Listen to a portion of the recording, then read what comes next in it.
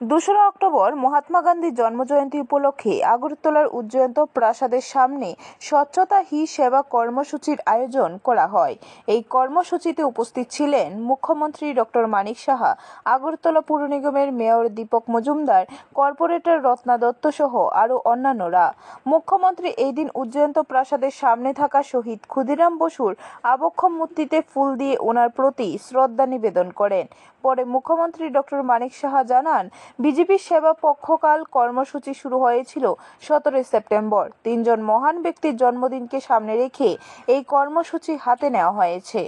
হয়েছিল 17 সেপ্টেম্বর মাননীয় প্রধানমন্ত্রী নরেন্দ্র মোদীজির জন্মদিন থেকে, এবং ওনার আপনারা দেখুন ভারতীয় জনতা পার্টির তিনজন লিজেন্ডকে সামনে রেখে এই কার্যক্রম। একটা হচ্ছে 17 তারিখ আমাদের মাননীয় প্রধানমন্ত্রীজির জন্মদিন, 25 তারিখ হচ্ছে আমাদের পণ্ডিত দীনদয়ালজির জন্মদিন, আর আজকে হচ্ছে আমাদের জাতির জনক মহাত্মা গান্ধীজির জন্ম। এইরকম কোনো পার্টিতে আপনারা দেখবেন।